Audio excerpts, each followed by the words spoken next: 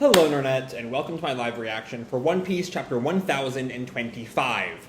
When we last left our heroes, we checked in on the various Straw Hat members after their fights with the Toby Roppo. They're all just kind of checking in, making sure they're all okay. They are. And then we moved to the crux of the chapter, Kaido versus Yamato. Yamato is not really able to get much of any damage off on Kaido, and then we're treated to this flashback of Yamato sometime, presumably shortly after Kaido or Oden's fall. Yamato was kind of put in a cave with some Oden loyalists, as he keeps calling himself Oden, and Kaido clearly expects these samurai to kind of turn on Yamato. They don't. They feed Yamato, and he's able to sort of survive with the knowledge that these followers of Oden are placing their faith in him. And then back in the present, Kaido and Yamato have this huge clash of Thunder Bagua attacks, and that's kind of where we leave off. So, with all that being said, let's jump right on into Chapter 1025, Twin Dragons. Our cover here is an octopus compiling Usopp's adventures into the Tales of Usopp. It's good, it's funny, I love that Usopp has the captain hat and his own little Jolly Roger there. We see the bird just stunned at whatever bullshit Usopp is spreading. Anyway, we then open on Luffy yelling down, "Hey, what are you doing, Momo? Just fly!" And we see that Luffy is on Momo's head. The Heart Pirates and Shinobu are all kind of watching him, but Momo just can't get up. I know that. I mean to, but my body will not move. Do you realize how high up I am just from lifting my head? And Luffy gets onto him. "I don't care. Are you still afraid of heights? Even as an adult?" And Momo counters, "Silence! Hold your tongue. Warrior fears nothing." And the important thing here, though, that I don't think Luffy's getting, but Shinobu certainly does, is that Momo didn't really grow up. Not only does he still have the emotional space of an 8-year-old, he's also doesn't really know how to control a body that big. He's never flown before. That's the whole thing. He had to be older so he could get his flight ability. He doesn't know how to do it, I don't think. And Luffy's still mad. "Then what did you get big for? You're a dragon, so fly!" And Momo tells him, I know. Do not rush me. We're in a rush. If I don't stop Kaido, he'll take out everybody." It's weird that even Luffy's the voice of reason here. Kind of a mean reason, but he's still kind of the voice of reason. "I know that, so fly. Give me a moment." And then we sort of leave them there. Momo unable to really fly, and we come back to the roof, where Yamato just sort of finished his attack on Kaido. They're both still standing, both maybe a little bit more injured from it. We see a bit of blood streak down Kaido's forehead, and then Yamato starts to crack apart. Mirror Mountain! And then shatters. I'm assuming that's a part of his devil fruit. And Kaido looks back, "So you defended against it." And I guess this clone of Yamato just crumbles, or no, I think actually it's sort of like a glass shell or something, because we see something jump out of what's left of Yamato, the legs. And he jumps up, readies his Bagua attack again, and spins it down towards Kaido. Kaido goes to defend. Yamato uses a new attack, though, Hallowed Glacier Slash. I imagine, given what we know about Yamato's devil fruit being this sort of guardian figure of Wano, I imagine that's tied more to his devil fruit than his weapon. But Kaido does hit the ground from that. It doesn't really do much, because Kaido just gets right back up. "Look at you, acting like a damn soldier of Wano." And Yamato's kind of shocked at the direction this conversation is turning. "But you cannot escape your bloodline. You are still the son of Kaido. Do you really think any of the samurai here see you as a comrade, regardless of what cause you choose to bear on your shoulders?" I'm not quite sure Kaido ever knew about what the samurai did back then. That the samurai risked their lives for gave up their lives for Yamato. Important note here also is the distinction of son of Kaido compared to the daughter of Kaido that Yamato mentioned in the flashback, meaning that at some point in the past 20 years, Kaido accepted Yamato's gender, not so much the Oden thing. Anyway, Yamato just counters, "Shut up!" and whacks Kaido with his Bagua. "That doesn't matter." And Kaido just looks at him. "You have lived alone on this island for years, hopping about the rocks, crawling through the attic, always alone." But Yamato counters, "That's not true. I have friends." And he flashes back to Ace at first. I mean, I did, because yeah, now Ace is super dead. That's right. There were also those samurai in the cave, and everyone who ever showed favor to you is dead. I mean, Kaido's trying to draw all those things together, but like Ace is completely separate from that. We see the samurai feeding him, "Here's some food, Ogre Princess, and a blanket." And then, oh no, it's not just that. This isn't part of the cave, this is some random guy. And Yamato sees this. Hey, why'd he get put to death out of nowhere? He was sneaking out food for the Ogre Princess. That kid's still on the run, talking about wanting to be Odin? And Yamato sort of flashes back to that, but is still ready to keep up the fight. But he's kind of whacked down by Kaido's weapon. Friendship is a sham. It's all for show. Deep down, they fear you. You must rule others with strength. You are the child of ogres. You are not meant to be friends with humans. And we see Yamato lets out this little oof as he hits the ground. And Kaido readies another attack. That is your fate, Yamato. But then, Momo finally gets ready to go. I'm flying! I don't really know how that happened. There we go. That's it, Momo. Luffy is like right back to being nice again. I'm moving forward. Forward! You're going real fast. We'll catch up in no time. And Shinobu watches. Almost certain thinking about what I was bringing up earlier about Momo very much still being a child in an adult's body. There's still a lot he doesn't know that you'd expect a 28-year-old to know. And we see he's even kind of not great at flying. Luffy tells him left, no left. And then they make it up above the island. Okay, there's Onigashima. I see shapes on the roof. The roof? I guess Momo didn't even know where Kaido was. Like Luffy, of course, looks to the roof first thing because that's where he kind of had that fight with Kaido. Though also Kaido left the roof last time Momo and Kaido saw each other.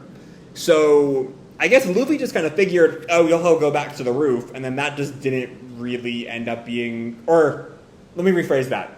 Completely wrong. Luffy figured that Kaido stayed on the roof.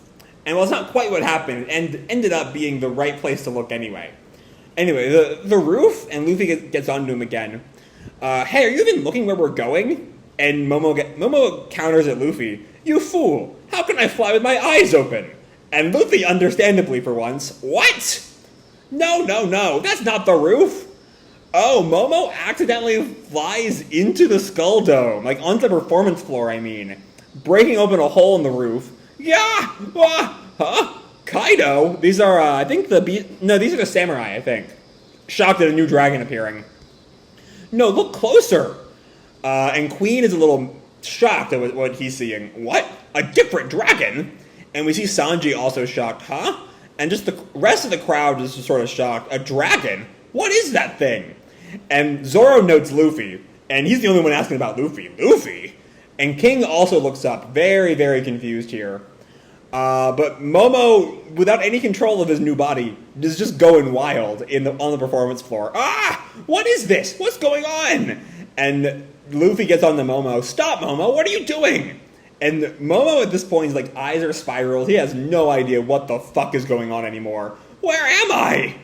And he comes to the second floor, knocking over some beast pirates. For a second I thought that might have been Kid and Law, but I think it's just some random pirates.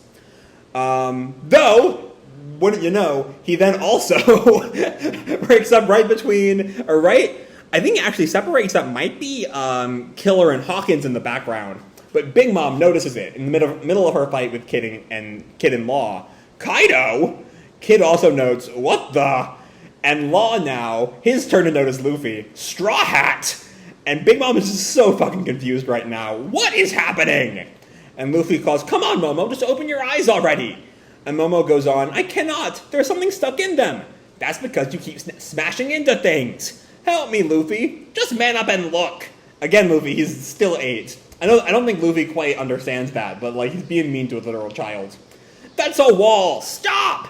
And we see they're now on the 3rd floor. Momo's headed towards a wall. Huh? 3rd floor reporting. Master, this is, I guess, are the Baohuang still active? I'm assuming they are. Even though Usopp and Tama took over Mary herself, I guess the Baohuangs are still there. Master Kaido was rampaging through the castle. No, that's not him. But there can't be 2 dragons. Well, it is the chapter title. It's a different color. Find out who that is.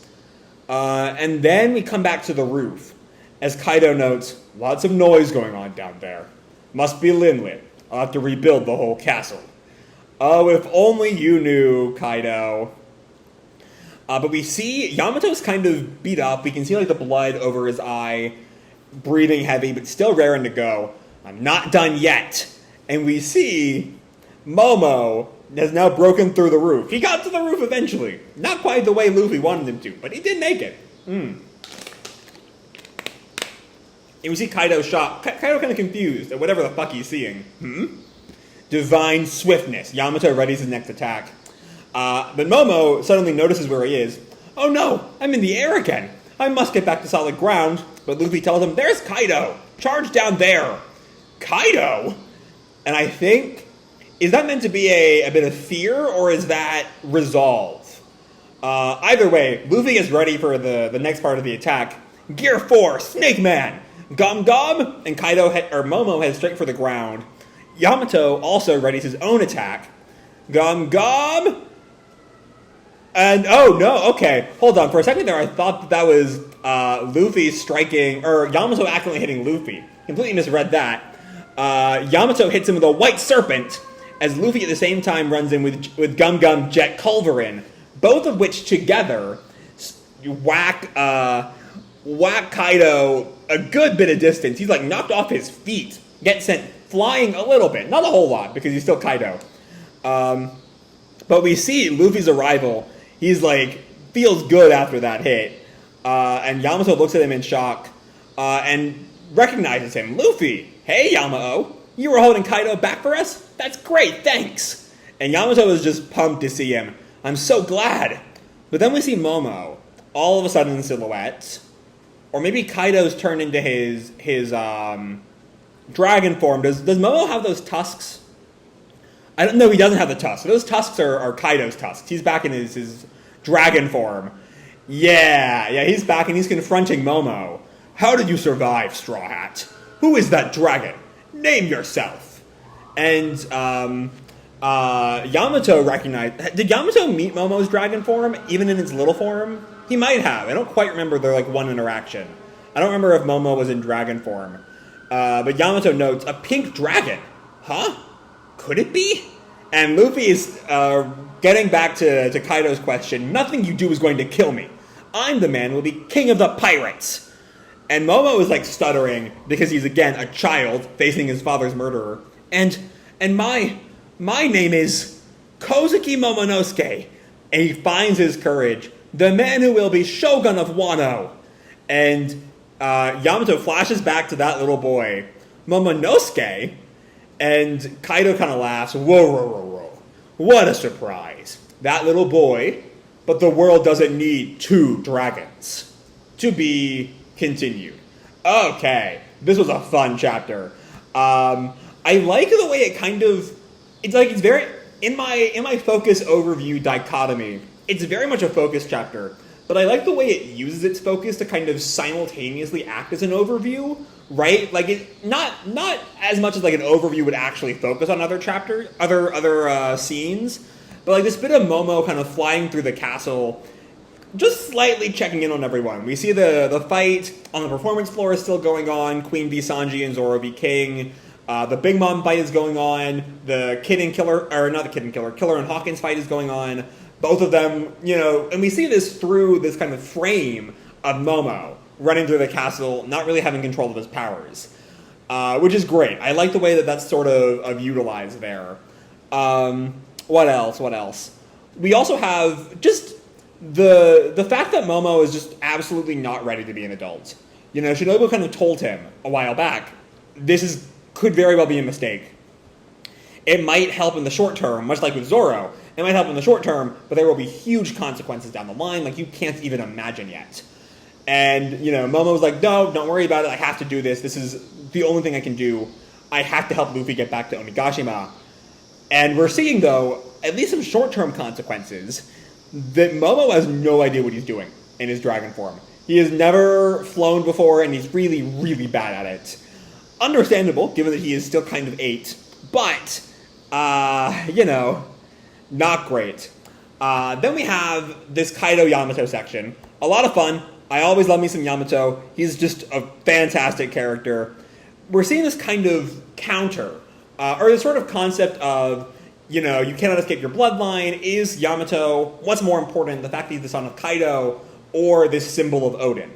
And Kaido very much says, you know, you are my son, and that is what you are. You will never sort of escape that.